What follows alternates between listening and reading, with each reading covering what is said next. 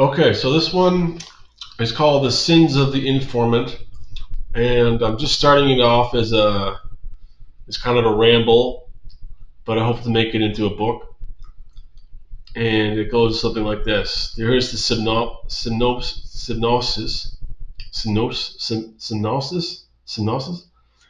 The three strata of this society are modeled after the three strata of Plato's Republic. They include the peon master or trolls, or those employing, the caregivers or those employed, and the highest in the hierarchy, the philosopher kindness kings. The real test to this model is saying that each individual might have God inhabiting inside of them. Then they are not unique, not special. They're simply like nothingness cells. They're blind, although they are inhabited by a good creature, hopefully. We are cells in the same way a monk or a nun would habit the room, not allow certain environmental parameters inside. It's like this with our own cells, but I'd like to make this distinction even more visible. If each and every one has God inhabiting them, then there is sometimes conflict, either through great sin, like lying, harming someone, or simply showing skewed element of everyday routine, or strain on the relationship between God and man. For example, um, I have here whether the Albert campus is absurd is present or not, but I don't think that's probably not a great example because that's the relationship between man and the universe. So I'm just going to bold that so I can see it later. But through the conflict of man and God, we see different people reacting and acting different ways. So the God inhabiting is something like a subservient personality striving and keeping hope and direction. And this idea I'm going to keep talking about later on.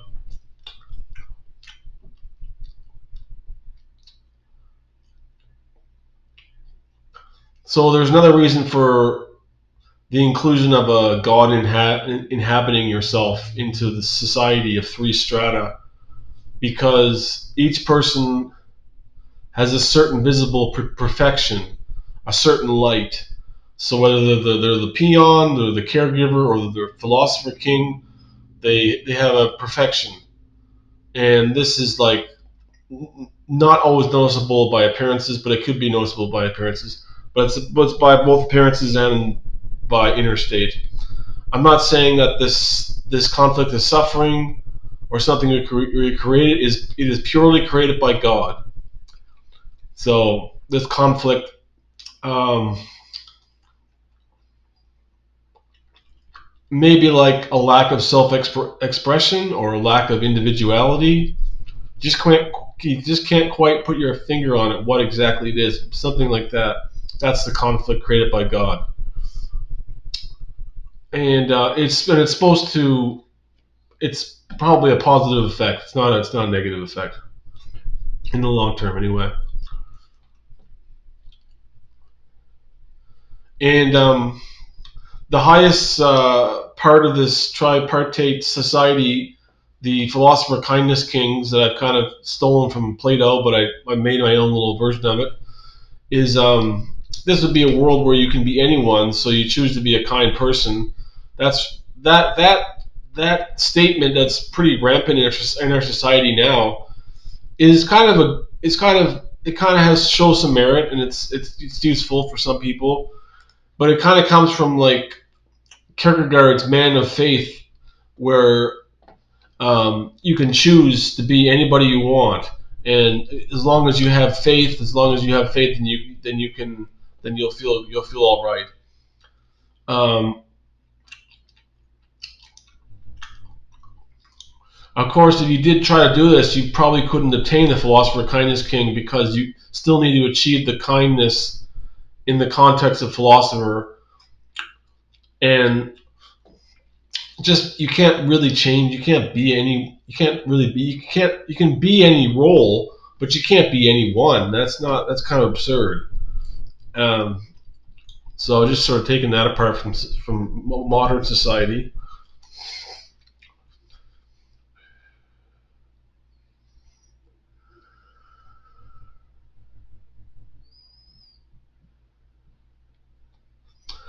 Okay, and so there's this question like, is something impermanent? Like, is it going to fall away from you? Is it going to scatter away? Is it going to unveil its nothingness and go and move? Is time going to flow like it usually does? Is the light bulb going to eventually lose its electrical connections and it's just going to stop functioning? Like, are things going to change? Is impermanence going to happen, or is it death? What you feel, what you experience in society, what you may avoid or deflect away in desperation. This is you might hypnotize yourself with music or shopping or with people.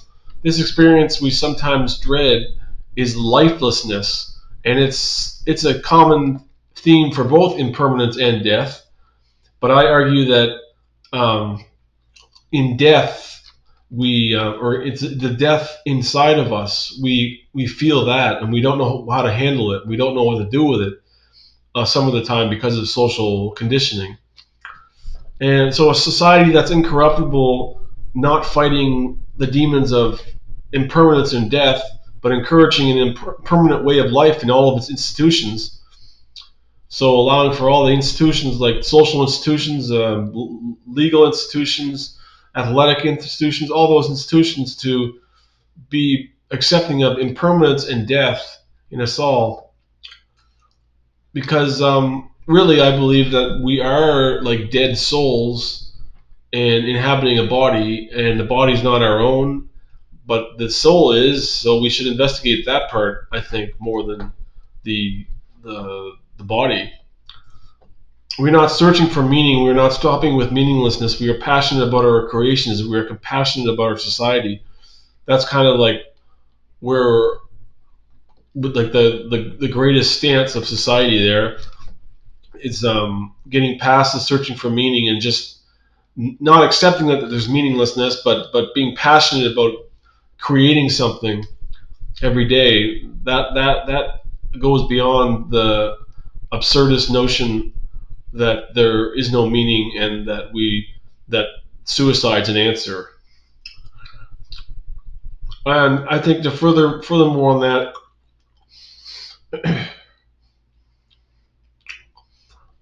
I think like meaning itself has to be explained to be like relationships and new experiences and and traveling and journeying and understanding yourself.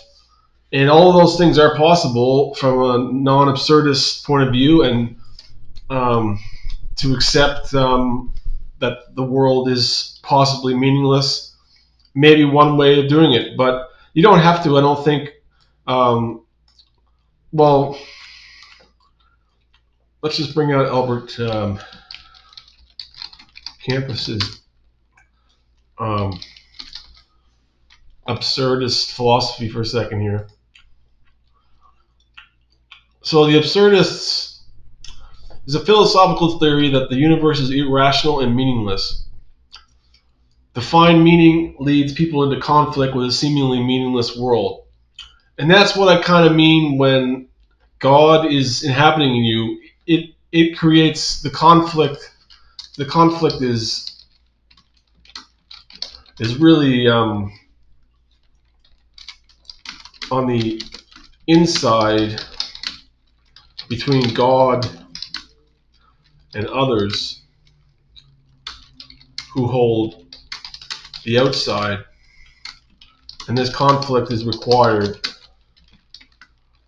to gain any meaning in the situation.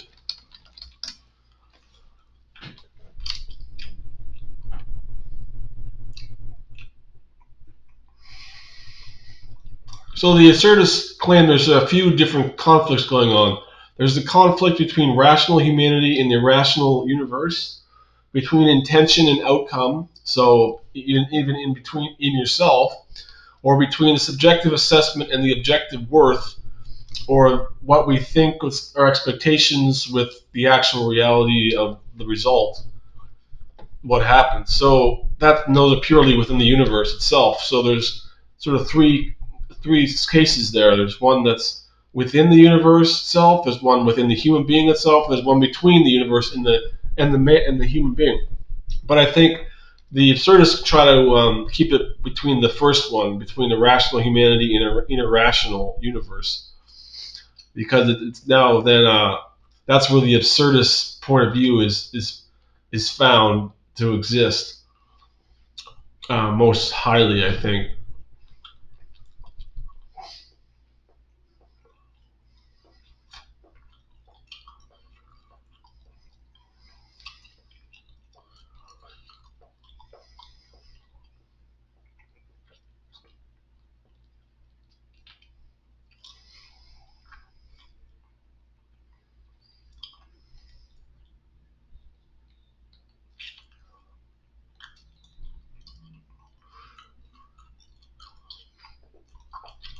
So absurdism has a long history. Actually, it goes back into Soren Kierkegaard, and it starts from, or it really gets a large amount of its work now from Albert Campus, but it goes way back into existentialist philosophy, which is neat. So there's lots of reading here, and what I'm interested in is the connection between the human being and the universe, and why that what they say about that. Just even on Wikipedia here. So an absurd thing is something which lacks a sense, often because it involves some form of contradiction.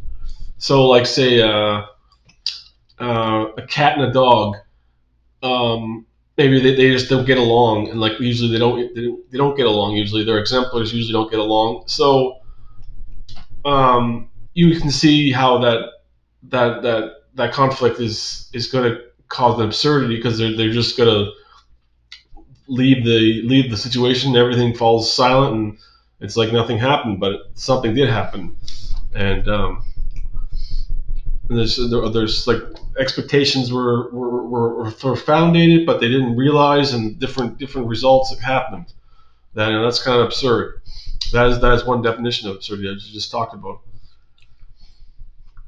And so yeah, you can spend a long time reading about this. So I'll just let's quickly go to some points.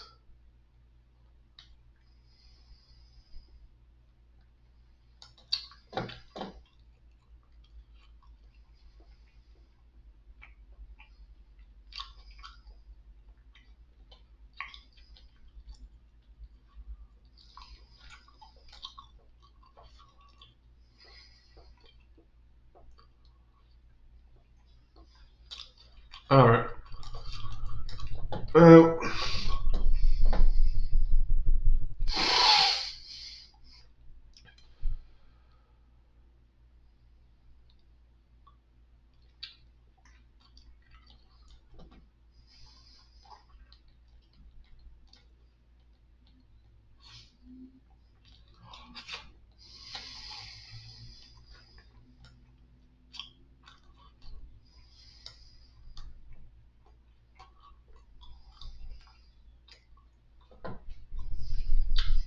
I guess one of the biggest examples of the absurd is in the myth of Sisyphus, and the king Zeus punishes King Sisyphus to roll a massive boulder up a hill. So it's just a lot of effort, and he forces him to repeat the same task all over again throughout eternity. And it's like about hopelessness and the futility of human life in general. So I guess because he's not achieving his expectation, it seems like it's absurd because he's never going to get that outcome. But also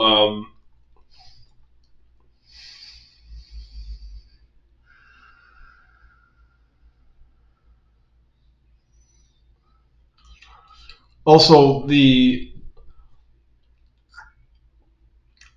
people that are telling him to do things are gods, and they're trying to get him to do things that they should be able to do, but they're not able to. That they've given it to a human being to try to fulfill. So that's kind of absurd.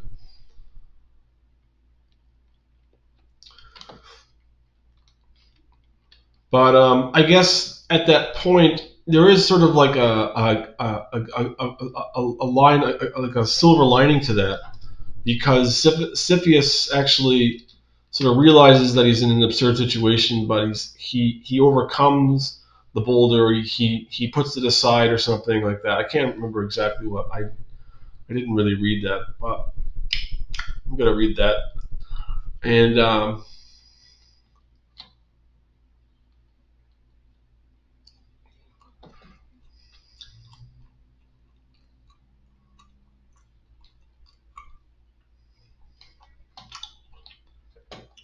it's interesting that it's been argued that in the tendency of various philosophers throughout the ages to include the epistemically dubitable existence of God in their philosophical systems as a source of ultimate explanation of the mysteries of existence. In that regard, the tendency may be seen as a form of defense mechanism or wishful thinking constituting a side effect of the unacknowledged or ignored importance of the absurd.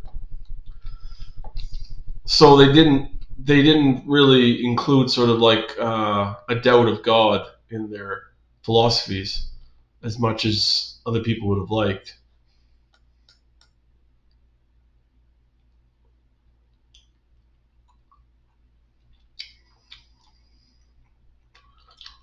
And for Elvis Campus, there are three possible responses to absurdism. There's suicide, there's religious belief, or revolting against the absurd. And I think revolting against the absurd is it's the most practical, but it's also it's the most heroic. It's just something tangible, something you can do.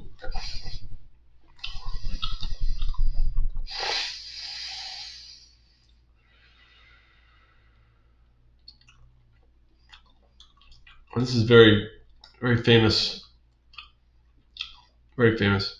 Anyway, I'm going to go back from there and maybe write a little note here for myself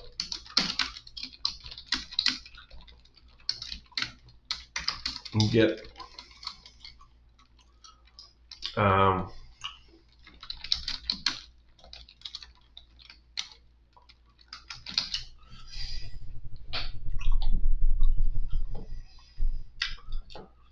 so.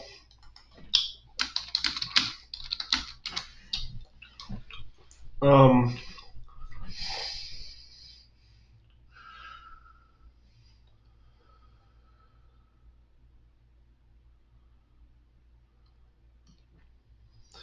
well, firstly, in the book, God enters the room and declares the laws of karma and how they might be used in a society of individuals. He's revealing to protect each individual in society from a secondary agent, namely a big brother agent, and he wants to understand the law of cause and effect. And so he's brought in all these different laws of humility, law of growth, they're just sort of made up from the internet. I think I got them, but they all make sense about like in terms of a karmic background of understanding things.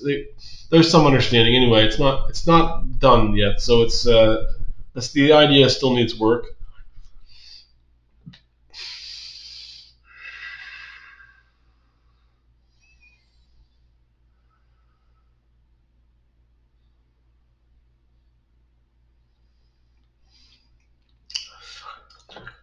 And so there's a lot written on karma here. We'll skip that. It's not really done. And now there's a bit written on energy.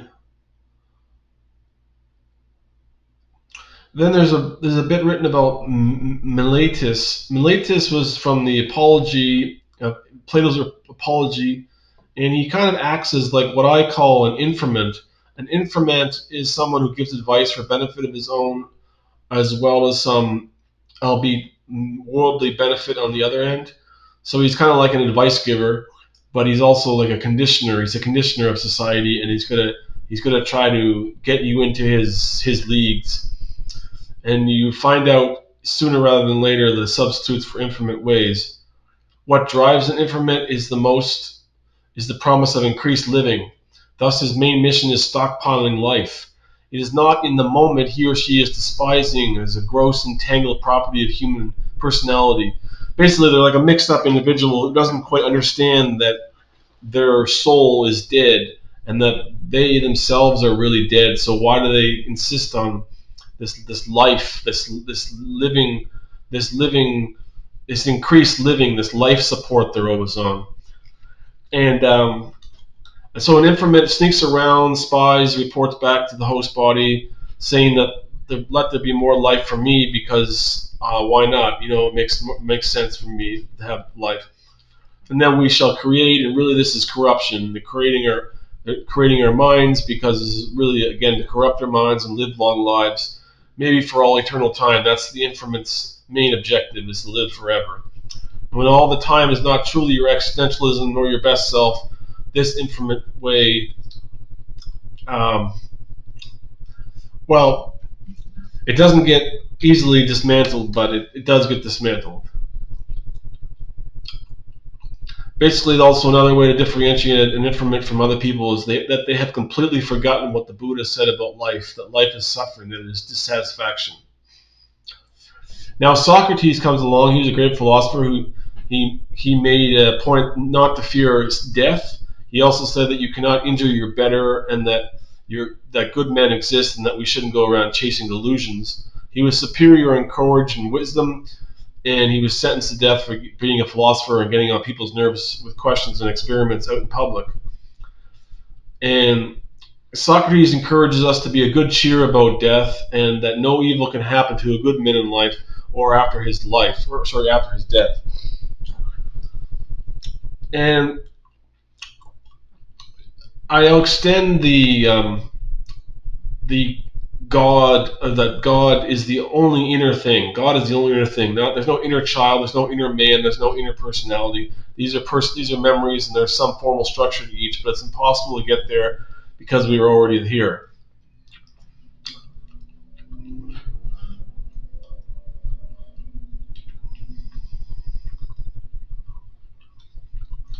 Well, that's basically what I have so far of this, and it's going to be a long term project. I think it's going to it's going to it's going to have campus, not campus, but camus. I don't know if I'm saying that right, but um,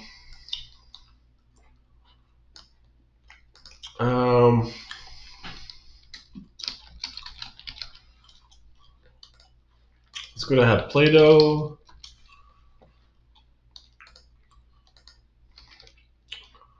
Um,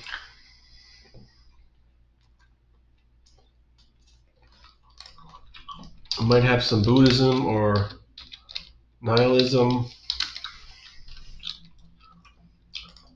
So yeah, that's pretty well it.